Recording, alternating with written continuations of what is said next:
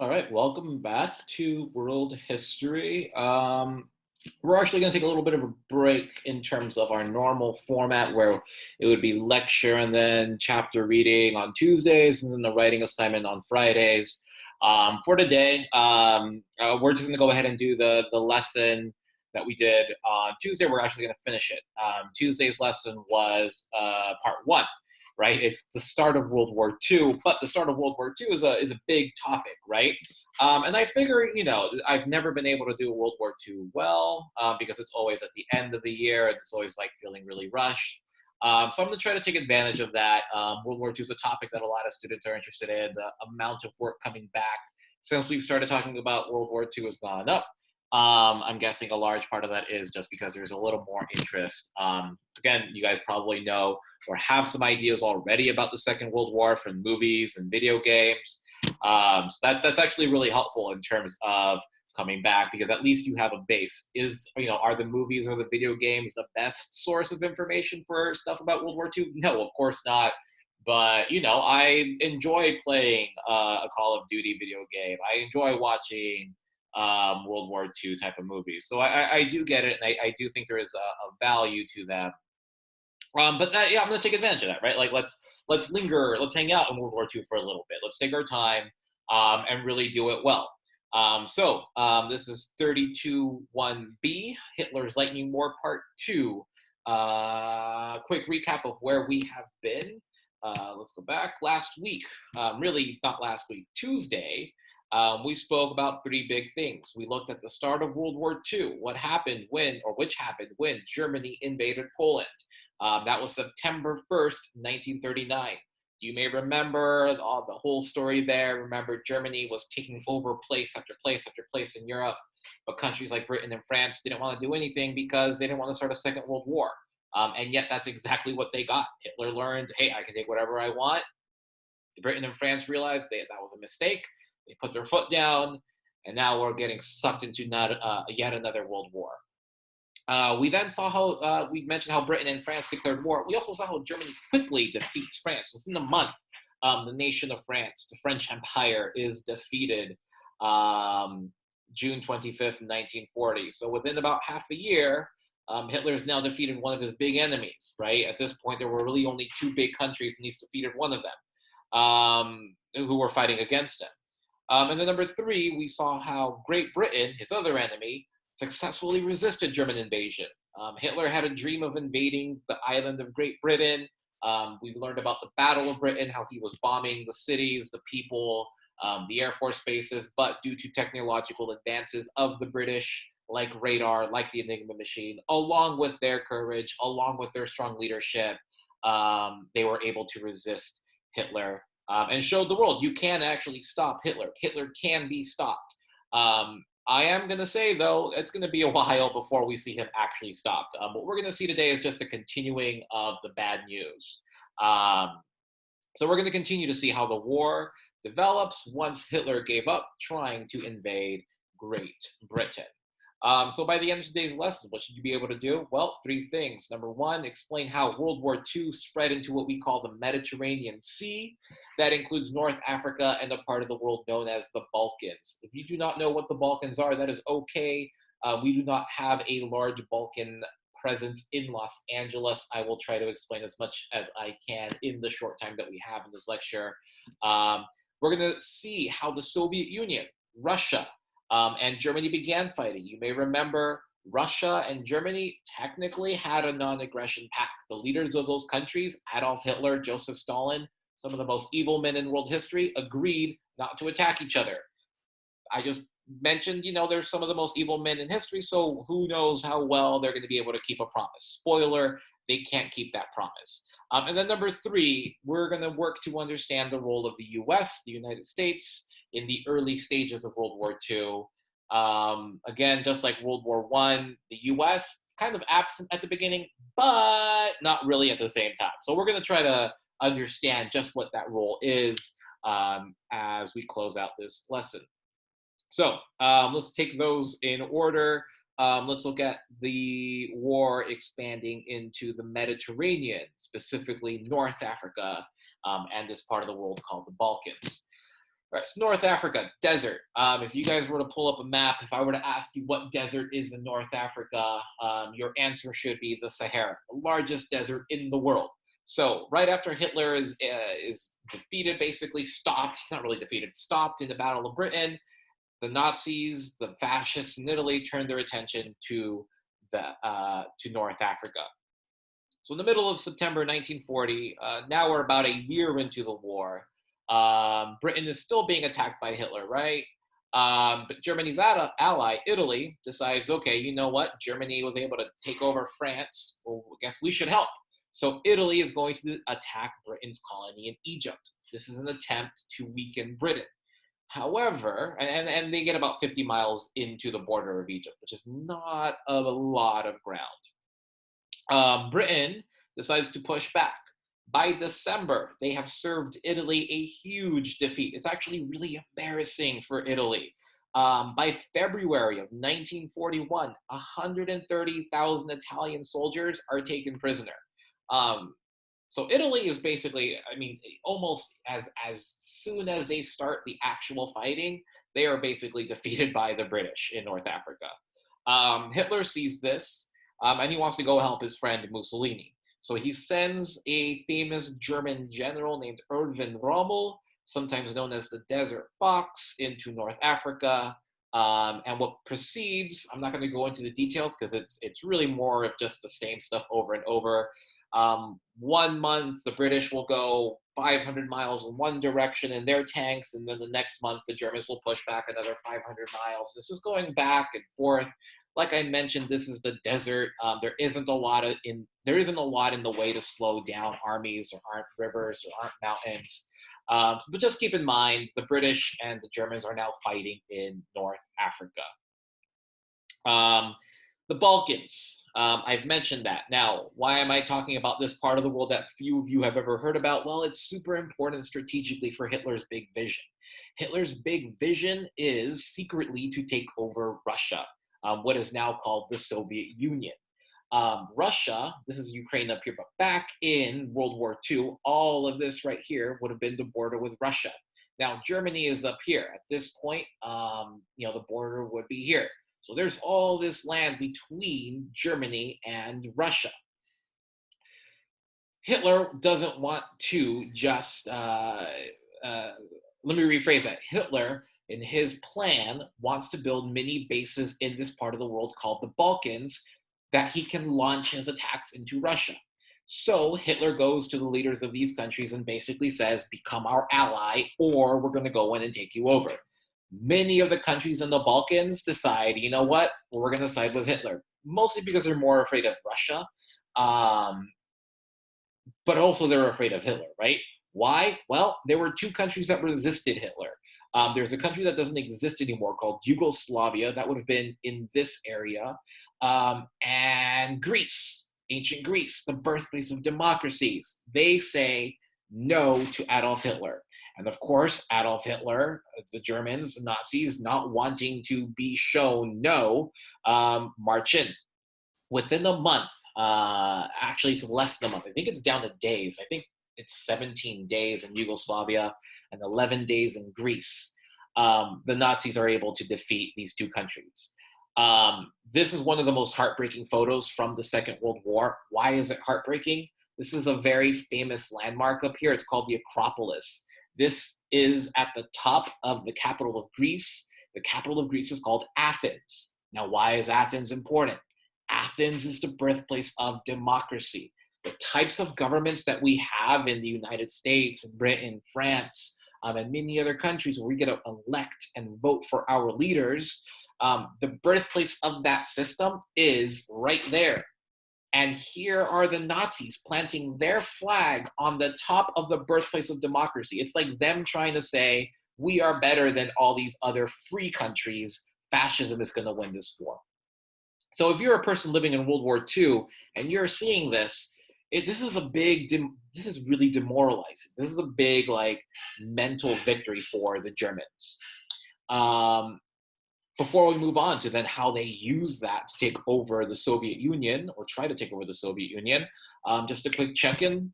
Let's do our check for understanding. True or false? Number one, Italy successfully resisted British counterattacks in North Africa. Number two, the German general in North Africa was a guy named Erwin Rommel. And number three, Hitler was planning on invading his, quote, ally, Joseph Stalin, and the Soviet Union. All right, so that should be time. Let's take a look at how Hitler then takes that momentum from the Balkans and turns that into, focuses that energy on the Soviet Union. Now, I'm going to pause here before I go into it. Why is this a big deal? Now, before all of what we've been talking about, with the exception of France, all the places that Germany has taken over are really small countries. France even isn't that big, right? Like he's not even able to take all of France or taking over the northern part of France. But the point is, like these are countries that if you attacked them, it would not be that difficult to invade them if you were a country that wanted to do that. Now, at this point in time, at this moment in history, everything that's green is controlled by Italy. Everything that's in gray is controlled by Germany. The two biggest powers in the world at this point then are going to be Germany, and what's in red over here? This is the Soviet Union. These are the Russians. So right now, we're going to turn World War II into the Germans basically bullying a bunch of smaller, weaker countries into them beginning to battle one of the largest countries in the world. So what happens when Germany does this? Well, Hitler already had this vision. The battle plans were known as Operation Barbarossa, Redbeard. It's a famous German king from the Middle Ages. Hitler's plan to conquer the Soviet Union was ultimately being done to create Lebensraum, or living room, for the, quote, Aryan people, for Hitler's so-called master race. So that's something you shouldn't forget. Remember, like as we're talking about the fighting, the Nazis are extremely racist. They are extremely evil and prejudiced in this way. And we are going to talk, yes, about the Holocaust, but it's more than that. The Germans see the Russian people as being inferior to Germans. And so they want to take over Russia and basically, either enslave the people of Russia or worse. So June 22nd, I'm going to emphasize the date here. June 22nd. What season is that? That's summer. Why is that important? You'll see.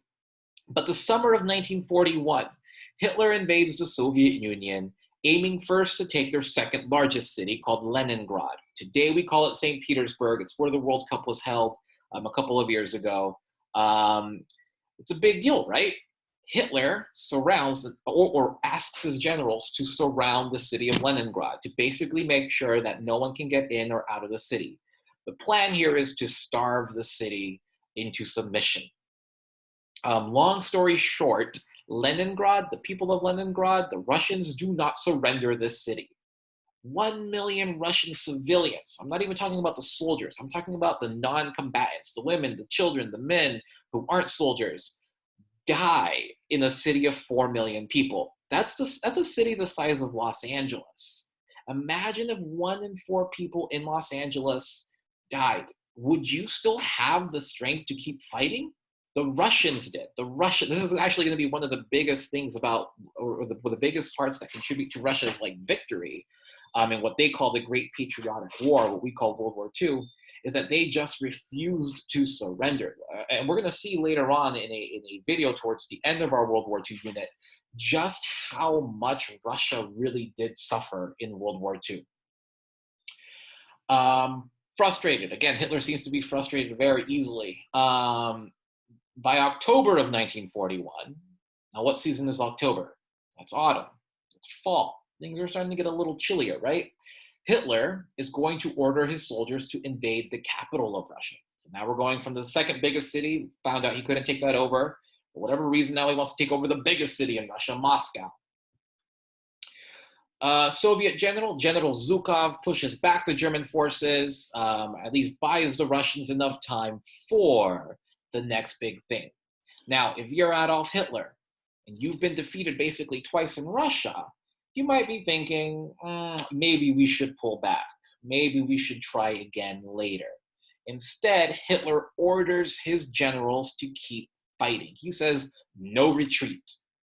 Don't run away. Don't come back to Germany until you come back with a Russian victory.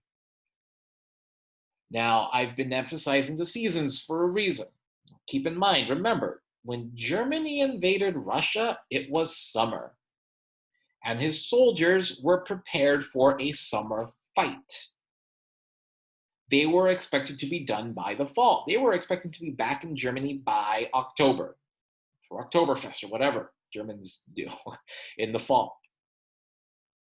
But because of the strength of the Russian people, and because of General Zhukov, this is this guy right here, because of his cleverness and his willingness to fight against the Germans by winter had no victory. Now, if you know anything about Russia, is that the winters there are very cold, some of the coldest on Earth. Now, these Germans who are dressed for a summer war are absolutely not prepared for what comes in the winter. The Russians lovingly call their winter General Winter or General Frost because multiple times in history, invaders have tried to come into Russia, but have failed because of the intensity of the Russian winter. Same thing happened with Hitler and his Nazis. By winter of 1941, there are no major German victories in Russia. Yet, 500,000 Germans have now died fighting against Russia. 500,000 German soldiers killed, and nothing to show for it. Things are starting to look a little complicated for Hitler. So Hitler's going to reach out to one of his other allies. And I'll leave it there for now. We'll see what happens on Tuesday. But let's do our second to last check for understanding. True or false, just two of them very quickly. Hitler's plan to invade Russia was called Operation Barbarossa. Is that true or false? And 5, despite losing 500,000 German soldiers, Hitler was relatively successful in Russia. Is that true or false? All right, finally, let's move on to our last part. I promised you guys to go over what the U.S. is doing at this point in time. It's not quite like World War I. It's close, but we're doing a little more. Most Americans, even today, if you were to ask them, should we get involved in wars in other parts of the world? The majority of Americans, again, regardless of what their political party is or whatever their political beliefs are, is usually no, right? And this is true in World War II as well. Americans did not want to fight in another foreign war. They don't want to fight in another world war. And in fact, before World War II, seeing how things were heating up, the United States Congress passes laws called the Neutrality Acts, making it illegal to sell weapons or lend money to countries involved in the war. However, this guy over here, United States President Franklin Delano Roosevelt, sometimes known as FDR, understood that if Britain and the Soviet Union fell, it would only be a matter of time that Hitler turned his attention to the United States. And so in FDR's mind, we either fight or help our friends now, or we fight Hitler on American soil. So Roosevelt's going to be meeting secretly with the British Prime Minister, this guy over here, Winston Churchill. They are going to agree on a deal called the Atlantic Charter. The Atlantic Charter basically just says that they believe, both America and the United Kingdom, Great Britain, agree that the best system of government is one where the people get to choose what type of government they want. It's the sort of government where people get to choose their leaders. What do we call that system? We call that democracy. So Franklin Delano Roosevelt and Winston Churchill in secret agree that Hitler's form of government, called fascism, where he's the dictator, is wrong, it's bad.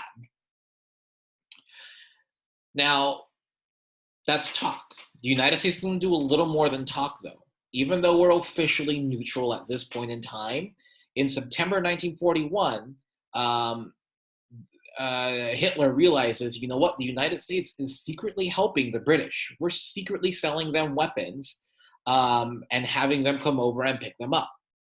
And so what Adolf Hitler does is he begins ordering German submarines, German U-boats, to begin sinking American ships. Now think about World War I. Why did the United States get into World War I?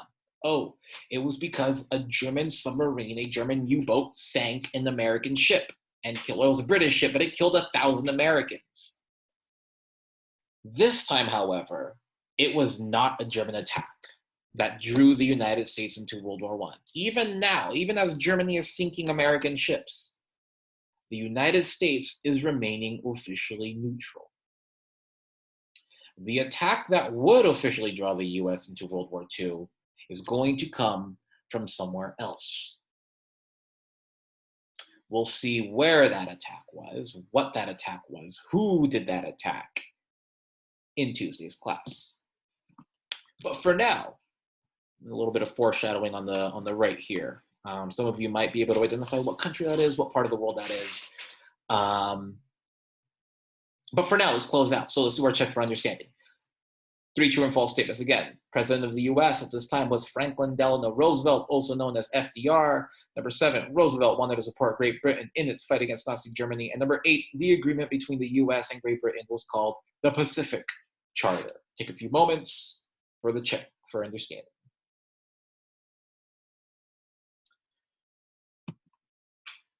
As per usual, again, I'm not trying to mix things up, make things complicated during distance learning. Video lecture followed by chapter reading. We're done with the video lecture. We'll go ahead and move on to part 2 of the chapter reading. Chapter reading for today is a little bit shorter, a lot shorter than the one on Tuesday. A lot of you who have been doing the work have been doing really well. And I want to go ahead and just make today's assignment a little lighter. It's Friday. I'll reward you guys that. And again, just like last time, the exit ticket is going to be inside that chapter reading. If anything does come up, though, if any questions come up, if you feel confused or not sure what's going on, feel free to email me. I am more than happy to re-explain things. That is why I'm here. I literally sit in front of my computer all day, refreshing my inbox, waiting for a student email or student emails. I will also, again, have office hours. Tuesdays and Fridays are at 3:15 to 4, and Wednesdays will be from 2 to 2:45. But until Tuesday or until I see you at one of these office hours, take care of yourselves, stay safe, stay healthy, and I will see you guys soon.